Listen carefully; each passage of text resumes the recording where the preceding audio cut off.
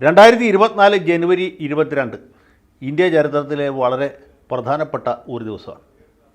1947 August 15-ാം തീയതി ഇന്ത്യക്ക് സ്വാതന്ത്ര്യം കിട്ടി എന്ന് പറയുന്ന പോലെ 1950 ജനുവരി 26-ന് ഇന്ത്യ റിപ്പബ്ലിക്കായി എന്ന് പറയുന്ന പോലെ, അല്ലെങ്കിൽ 1992 ഡിസംബർ 6-ാം തീയതി ബാബറി മസ്ജിദ് തകർക്കപ്പെട്ടു എന്ന് പറയുന്ന പോലെ, 2024 ജനുവരി 22 അയോധ്യയിൽ പ്രാണപ്രതിഷ്ഠ നടന്ന ദിവസം എന്ന പേരിലായിരിക്കും ചരിത്രം രേഖപ്പെടുത്തുക.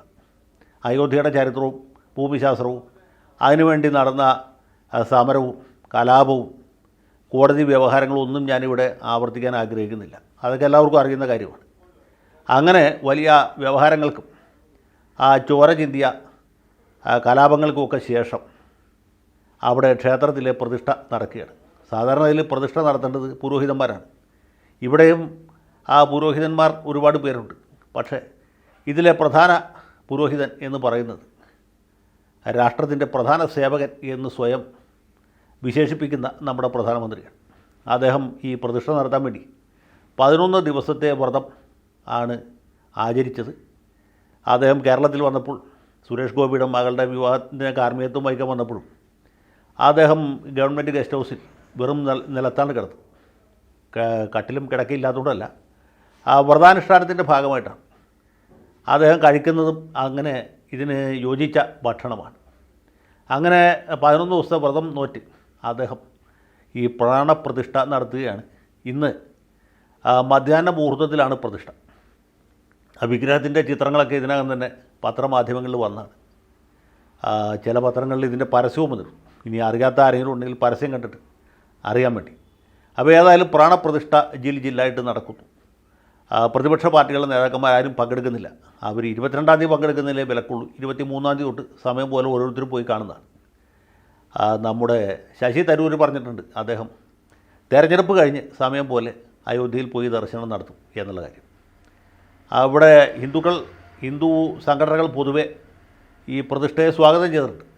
വെള്ളാപ്പള്ളി നടേശനാണെങ്കിലും സുകുമാരൻ നായരാണെങ്കിലും അതല്ല ദിനകരനാണെങ്കിലും അക്കിരമൺ കാളിദാസ പട്ടേരിയാണെങ്കിലും അവരൊക്കെ തന്നെ അവരുടെ സംഘടനകളും ഈ പ്രതിഷ്ഠാ ദിനം വലിയ ആഘോഷമായിട്ട് തന്നെ കൊണ്ടാടുകയാണ്. നേരെ മറിച്ച് മുസ്ലിം സംഘടനകൾക്ക് വലിയ എതിർപ്പുണ്ട്. എതിർപ്പിനേക്കാൾ കൂടുതലായിട്ട് അമർഷവും ദുഃഖവുമുണ്ട്. അവർ പ്രത്യേകിച്ച് കരിദിനമോ പ്രതിഷേധ ദിനമോ ഒന്നും ആചരിക്കുന്നില്ല. കാരണം കോടതി വിധി വന്നപ്പോൾ തന്നെ വിധി എന്തായാലും ഞങ്ങൾ അനുസരിക്കും, ഞങ്ങൾ അംഗീകരിക്കും എന്ന് പറഞ്ഞവരാണ്. എൻ്റെ അറിവിലും പരിചയത്തിലും ഇവിടെ ഒരു പ്രതിഷേധം സംഘടിപ്പിക്കുന്നത് PDP മാത്രമാണ്. നമ്മുടെ അബ്ദുൾ നാസർ മദനിയുടെ പീപ്പിൾസ് ഡെമോക്രാറ്റിക് പാർട്ടി കരിദിനമായിട്ട് ഇന്നത്തെ ദിവസം ആചരിക്കുന്നുണ്ട്. അത് വലിയൊരു ക്രമസമാധാന പ്രശ്നമായി തീരും എന്നെനിക്ക് തോന്നുന്നില്ല. പിന്നെ ഈ വിഷയത്തിൽ ഇതിൽ വലിയൊരു പ്രതിഷേധവും പ്രകടനമൊക്കെ നടത്തേണ്ടിയിരുന്ന ഒരു വിഭാഗക്കാരുണ്ട്. അത് പോപ്പുലർ ഫ്രണ്ടുകാരാണ്. അതിലെ പ്രധാനപ്പെട്ട നേതാക്കന്മാർക്ക് ജയിലിലായതുകൊണ്ടും എന്തെങ്കിലും നടപടിയെടുത്താൽ പോലീസ് അല്ലെങ്കിൽ NIA പൊക്കിക്കൊണ്ട് പോകും എന്നുള്ളതുകൊണ്ടും അവരും മിക്കവാറും സംയമനം പാലിക്കുകയാണ്. ഇനി വേറെ എന്തെങ്കിലും കലാപരിപാടി നടത്തുമെന്ന് നമുക്കറിയില്ല. ഇപ്പോഴത്തെ നിലയ്ക്ക് സാധ്യത വളരെ കുറവാണ്. പിന്നെ ഈ കാര്യത്തിൽ ഭയങ്കരമായിട്ട് പ്രതിഷേധിക്കുകയും അപലപിക്കുകയും ഫേസ്ബുക്കിൽ വലിയ പോസ്റ്റുകൾ ഇട്ട് തള്ളി മറിക്കുകയും ചെയ്യുന്ന ഒരു വിഭാഗക്കാർ നമ്മുടെ നാട്ടിലെ മതേതര നവോത്ഥാന ബുദ്ധിജീവികളാണ്. അവർ പിന്നെ എന്ത് പരിപാടി നടക്കുമ്പോഴും ഇതുപോലുള്ള പ്രതിഷേധം ഫേസ്ബുക്കിൽ നടത്തുന്നവരായതുകൊണ്ട് നമുക്കതിൽ പ്രത്യേകിച്ച് അത്ഭുതത്തിനൊന്നും അവകാശമില്ല. അവർ പ്രതിഷേധിച്ചുകൊണ്ടേയിരിക്കുകയാണ്. പക്ഷേ ഇവിടുത്തെ പ്രധാന വിഷയം എന്ന് വെച്ചാൽ ഈ പ്രതിഷ്ഠ നടത്തുന്നത് അയോധ്യയിൽ രാംലല്ലയുടേതാണെങ്കിലും യഥാർത്ഥത്തിൽ ഇവർ പ്രതിഷ്ഠിക്കാൻ ഉദ്ദേശിക്കുന്നത് അല്ലെങ്കിൽ പ്രതിഷ്ഠിച്ചുകൊണ്ടേയിരിക്കുന്നത് പ്രധാനമന്ത്രി നരേന്ദ്രമോദിയെ തന്നെയാണ്. ജനുവരി 22 കഴിഞ്ഞ് ഏറ്റവും കുറഞ്ഞ 5 ആഴ്ചക്കുള്ളിൽ രാജ്യത്ത് തെരഞ്ഞെടുപ്പ് പ്രഖ്യാപിക്കും. മാർച്ച് 10-ാം തീയതിക്കുള്ളിൽ ഉണ്ടാകും എന്നാണ് പ്രതീക്ഷ. ഏപ്രിൽ മെയ് മാസങ്ങളിലായിട്ട് 5ഓ 6ഓ ഘട്ടമായി തെരഞ്ഞെടുപ്പ് നടക്കും. അപ്പോൾ ആ തെരഞ്ഞെടുപ്പിലേക്ക് ഈ രാമപ്രതിഷ്ഠ ഒരു വലിയ സംഭവമാക്കി മാറ്റാനാണ് ഇവരുദ്ദേശിക്കുന്ന സംഘപരിവാറിൻ്റെ യഥാർത്ഥ ഉദ്ദേശം. തെരഞ്ഞെടുപ്പാണ്.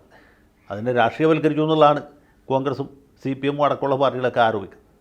അപ്പോൾ അത് കണക്കാക്കിയിട്ടുള്ള സകലവിധ വിദ്യകളും അഭ്യാസങ്ങളും പയറ്റിയിട്ടുണ്ട്. അത് ഒരു വലിയ പരിധിവരെ വിജയിച്ചു എന്ന് വേണം കരുതാനായിട്ട്. കാരണം ഈ രാമക്ഷേത്രം എന്ന വികാരത്തെ അതിജയിക്കാനായിട്ട് വടക്കേ ഇന്ത്യയിൽ ഒരു പാർട്ടിക്ക് സാധിച്ചിട്ടില്ല. മമതാ ബാനർജിക്കോ അല്ലെങ്കിൽ ശരത് പവാറിനോ ലാലു പ്രസാദിനോ നിതീഷ് കുമാറിനോ അതുമല്ലെങ്കിൽ മതേതര ശിവസേനയുടെ നേതാവ് ഉദ്ധവ് താക്കറേക്കോ ആർക്കും ഈ രാമക്ഷേത്രത്തെ തള്ളിപ്പറയാനോ ഇത് പള്ളി പൊളിച്ച സ്ഥലത്ത് അമ്പലം പണിഞ്ഞ് ശരിയായില്ല എന്ന് പറയാനോ പറ്റിയിട്ടില്ല. ഇവരാരും തന്നെ ഈ ക്ഷേത്രം ബഹിഷ്കരിക്കണം എന്ന അവരുടെ അണികളോട് ആഹ്വാനം ചെയ്തിട്ടില്ല. ആകെ വന്നിട്ട് പോയിട്ട് ബുദ്ധിജീവികൾ മാത്രമാണ് ഇങ്ങനൊരു അഭിപ്രായം പറഞ്ഞിട്ടുള്ളത്. അപ്പോൾ അങ്ങനെ ഒരു സാഹചര്യത്തിൽ ഇത് വലിയ ഒരു ആഘോഷമാക്കി ഒരു ദേശീയ ഉത്സവമാക്കി മാറ്റി, മാത്രമല്ല ആ ദിവസം പൊതു ഒഴിവ് വരെ പ്രഖ്യാപിച്ച് ഇതിനെ പൊലിപ്പിക്കാനുള്ള പരിപാടിയിലാണ് BJP. അവരുടെ ശ്രമം എന്തുമാത്രം വിജയിക്കും എന്ന് പറയാൻ ഞാൻ ആളല്ല. പക്ഷേ 400 സീറ്റാണ് ഇവർ അവകാശപ്പെടുന്നത്, അത് 350 വരെ പോയേക്കാം എന്നും അവർ പ്രതീക്ഷിക്കുന്നുണ്ടെങ്കിൽ പോലും കേവല ഭൂരിപക്ഷം എന്ന ലക്ഷ്യത്തിലേക്കാണ് ഈ ക്ഷേത്ര പ്രതിഷ്ഠ കൊണ്ട് ഇവർ ഉദ്ദേശിക്കുന്നത് എന്ന കാര്യത്തിൽ യാതൊരു സംശയമില്ല. ഏതായാലും ഭഗവാൻ ശ്രീരാമൻ തന്നെ രാജ്യത്തെ കാത്തു രക്ഷിക്കട്ടെ. ഇനി എന്തൊക്കെയാണ് ഉണ്ടാകുന്നതെന്ന് നമുക്ക് പറയാൻ സമയമായിട്ടില്ല.